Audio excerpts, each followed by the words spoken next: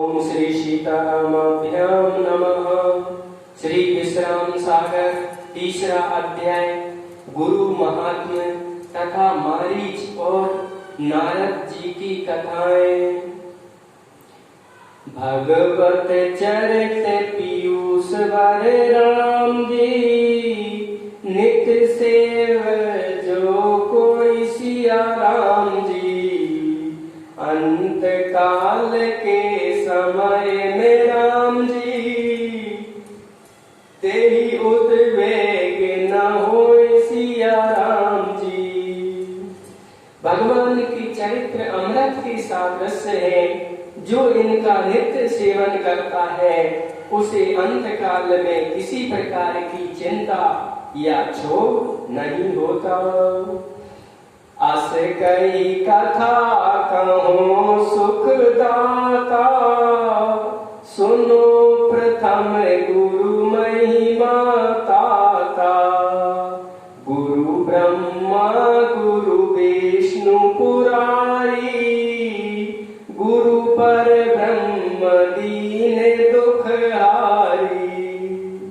ऐसी सुख देने वाली हरि कथा का वर्णन करता हूँ। हे मुनि, पहले गुरु की महिमा सुनो। गुरु ब्रह्मा है, विष्णु है, महेश है और गुरु ही दीनों के दुख हरने वाले परब्रह्म परमेश्वर है। गुरु शरणागत जो कोई आवे, बहुरी न सोचो राशि जावे। गुरु कृपालु अगणित गति दाता, गुरु कृपा छूटे यमनाता। गुरु की शरण में जो कोई आता है वह फिर 84 लाख योनियों में भ्रमण नहीं करता। गुरु की कृपा अनगिनत सुगतियों की दाता है और गुरु की कृपा से यमराज का भय नष्ट हो जाता है, अर्थात वह प्राणी नरक में नहीं जाता। महाअधम पापी नर होई, गुरु शरणागत आवे सोई। फिर ते नरक परे नहीं प्राणी, जो गुरु बचन ले फुर मानी।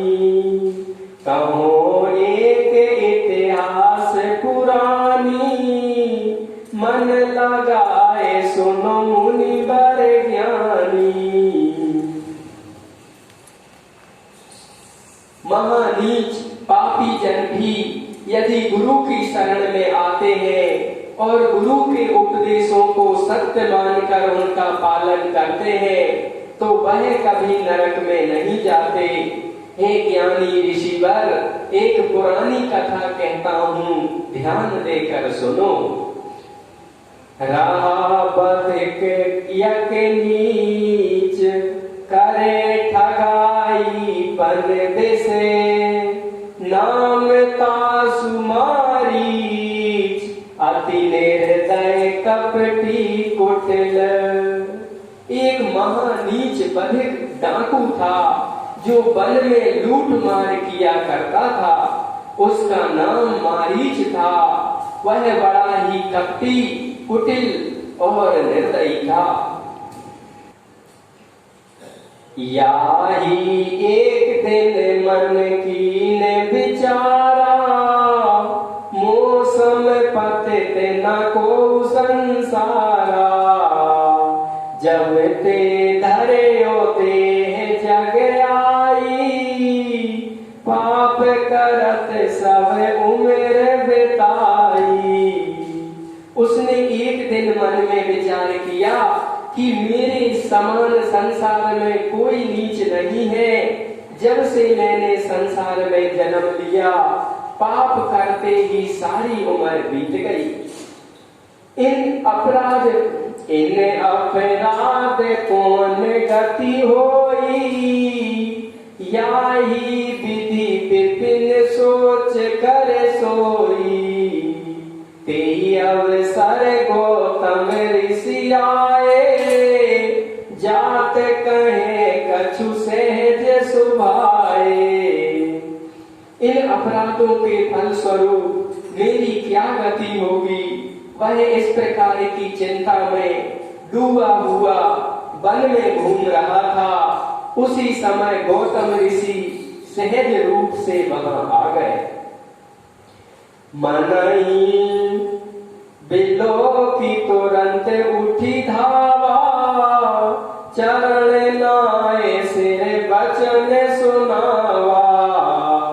मैं पापी ठग कुटिल चबाई, तुम दयालु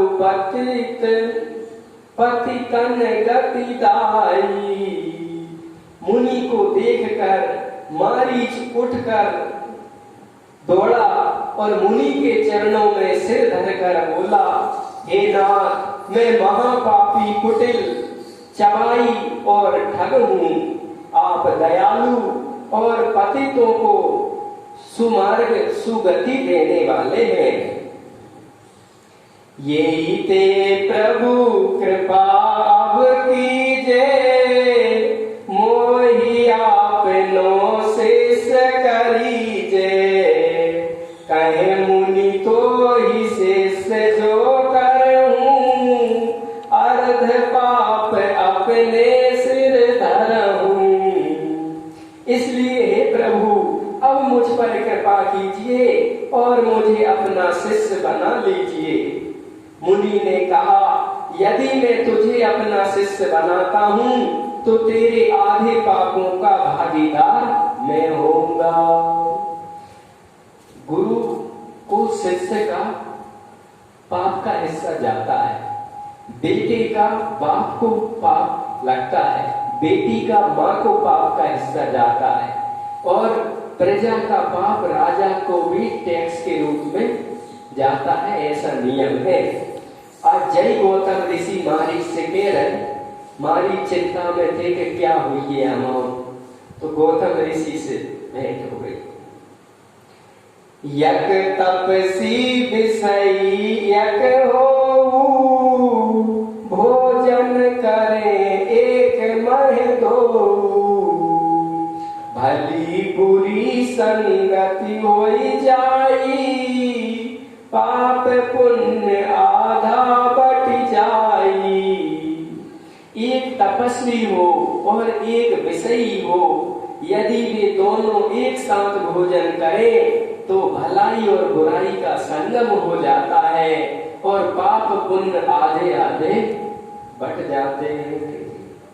पापी व्यक्ति के साथ बैठ के भोजन करना भी शास्त्र मने कर रहे हैं।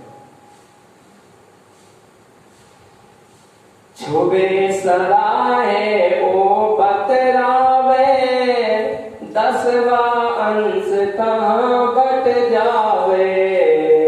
दर्शन ध्यान बचन सुन जाका, 10वां अंश पाप मुनिता का।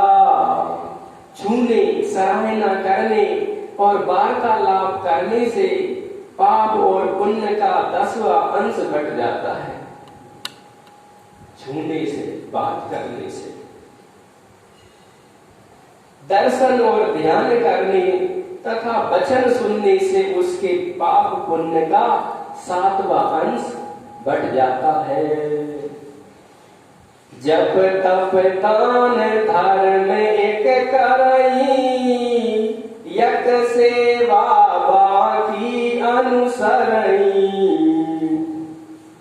10 अंश फल सो पावे, पाप पुण्य जोई होई आवे। एक जप तप दान और धर्म करता है, दूसरा उसकी सेवा करता है, तो उसके पाप या पुण्य जो भी हो उसका 10वां अंश उस सेवा करने वाले को मिल जाता है। इसलिए गृहस्थ लोग साधु संतों की सेवा करते हैं कि महाराज जी आपकी कुछ सेवा हो तो मुझे बताना, क्योंकि 10वां अंश उसको तपस्या में से, भजन में से, साधु के पुण्य में से गृहस्थ को मिलता है जो सेवा करता है। करज काढ़ी पुनि पाप जो करई, तीन भाग फल धन दही परई। चोरी करी धर्म करे जो कोई, पाप पुण्य ते कछु न होई। ऋण लेकर, कर्जा लेकर पाप अथवा पुण्य करने वाले के पुण्य पाप का तीसरा भाग ऋण लेने वाले को प्राप्त होता है। कोई से पैसा ले ना, तो उसका 2 नंबर का पैसा तुमने लिया तो उसका तीसरा भाग भी तुम्हें पाप का प्राप्त होगा। चोरी के धन से किए हुए धर्म कार्यों का पाप या पुण्य कुछ भी नहीं होता। कोई 2 नंबर की कमाई करके भंडारों करे तो उसको पाप पुण्य नहीं होता। वो कहावत है, रात भर 20 पारे में सकेलो, वैसो काम है 2 नंबर की कमाई को। छुबे सराहे और बतलावे,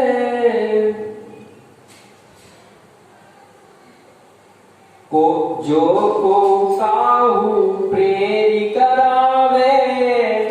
पाप पुण्य 60 अंश सो पावे, प्रजा जो धर्म धर्म कमाई।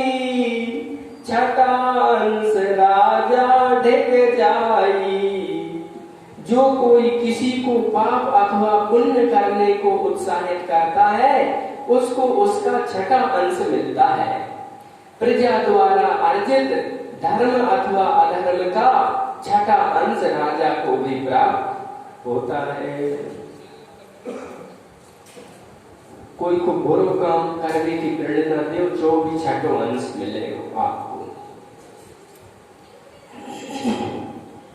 होम पाठ संध्या स्नाना, जाप करत बा पूजा ठाना।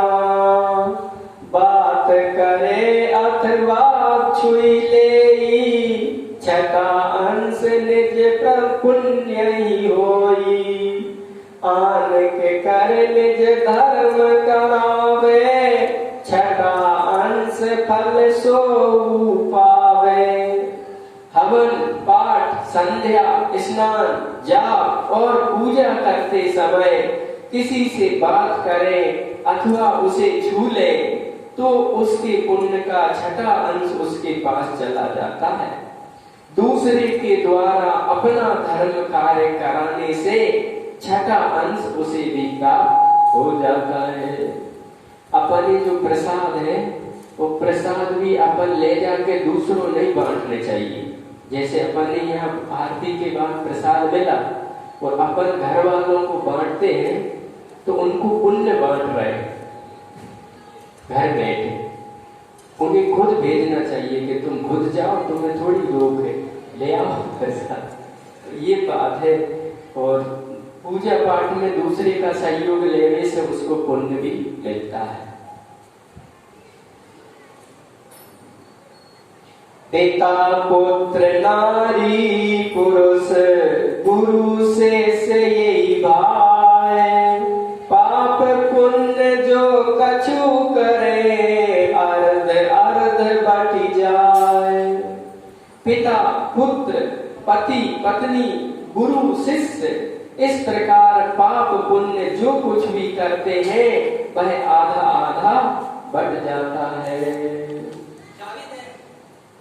अस बेचारी शिशि करो न तो ही, बाट न रोकू जान दे मोही। बोला बधिक जान नहीं दे हो, जब लगी गुरु न तुम्हें कर ले हो। गौतम ऋषि ने ऐसा कहा, ऐसा सोचकर मैं तुझे शिष्य नहीं बनाऊंगा, मुझे जाने दे, मेरा मार्ग ना रोक। यह सुनकर बधिक ने कहा, जब तक मैं आपको अपना गुरु न बना लूं तब तक जाने नहीं दूंगा। सुनी मुनि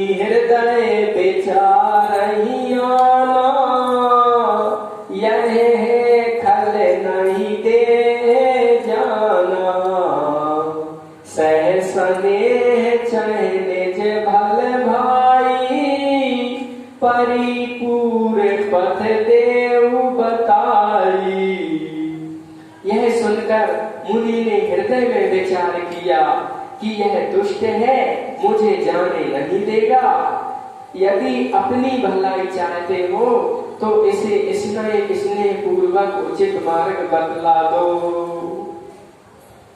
मुनि सोच रहे दुष्ट है, अब जैसे निपटो सूरजों में जान नहीं दे।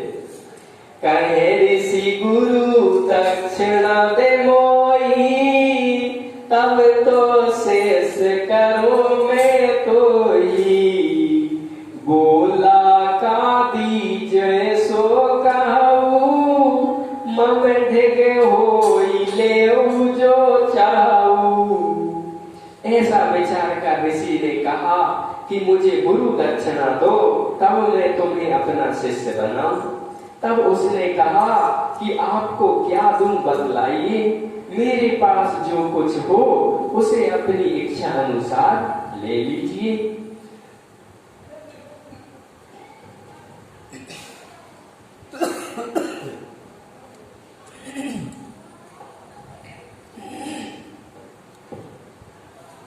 अब जनि पाप किए कछु भाई, राम नाम अब धो जो कछु पाप कियो भाई। राम नाम सो सुमिरहु जाई, परम जाप तारक ब्रह्म संगी। ब्रह्म हत्यादि पाप हर जंगी। तब ऋषि ने कहा कि अब तुम किसी प्रकार का पाप कर्म ना करना और राम नाम का स्मरण करना। यह तारक मंत्र महा जाप है और ब्रह्म अस्त्र है, जो ब्रह्म हत्या आदि घोर पापों को भी हरने वाला है। अस कही ऋषि चले भेजिए पाई, बधिक नाम में प्रीति लगाई। तेही बातिन कछु काल बितावा, मरण काल का दिन जब आवा। इस प्रकार उपदेश देकर मुनि अपनी जान छुड़ाकर चल पड़े और उस बधिक ने राम नाम में अपना मन लगाया।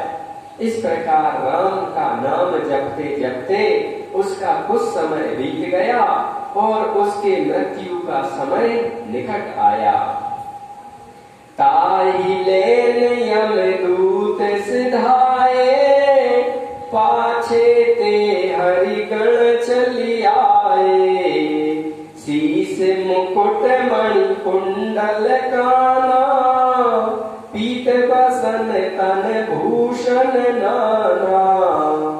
उसे लेने के लिए यम के दूत चले, पीछे से हरिगण भी आ गए, जो शीश पर मुकुट, कानों में मणि मंडित कुंडल, पीतांबर पहने हुए और नाना प्रकार के आभूषण धारण किए हुए थे। भुज विशाल अनुपम कर लाजे, हरिधर चक्र कौमुदी राजे। गण देखी यमदूत डराने, बोले बचन कपट छल साने। बड़ी भाग हम दर्शन पाए, आज कहाँ यही तीर सिधाए।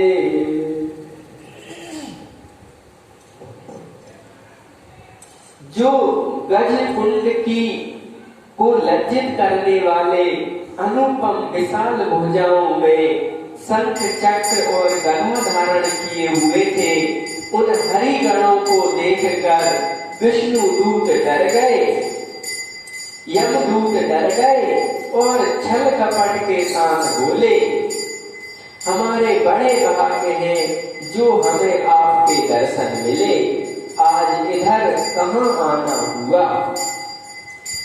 कहा दूतन कहा गणन दूतन सुनो, बधिक भक्त यही ग्राम, तेरी आने आयन यहाँ, लेते हैं हरि नाम। हरिगणों ने कहा, हे यमदूतो सुनो, इस गांव में एक हरि भक्त बधिक है, उसे हरि नाम वैकुंठ ले जाने के लिए हम यहाँ आए हैं। सुनत बचन किंकर यम के रे, बोले निज निज नैन तरे रे, बधिक नीच पापी अन्यायी, जीव हते सी नहीं जाए गनाई। हरिगणों के ऐसे वचनों को सुनकर यमदूत अपनी आंखें तरेर कर बोले, यह बधिक महानीच पापी और अन्यायी है, इसने असंख्य जीवों की हत्या की है। बन के बन यही कीने सिनासा, तेहि तुम कहत राम कर दासा, कहे गण जब ते गुरु यही कीना, राम नाम में मन चित दीना, कैसी न तब से कछु अपराधू, यही सब और कौन है साधु, अस कई लीन विमान चढ़ाई, हरिपुर को चलिए हर साई। उसने अनेक वनों के जीवों को नाश कर दिया। उसको तुम लोग राम भक्त कहते हो। तब हरिगणों ने कहा कि जब से इसने गुरु किया और राम नाम लिया, तब से इसने अपराध छोड़ दिए, फिर इसके समान और कौन साधु है। ऐसा कहकर उसे विमान पर चढ़ा लिया और हर्षित होकर विष्णु धाम को चल दिए। चली विमान चढ़ाई, हरिपुर ताहि रख्यो जाए के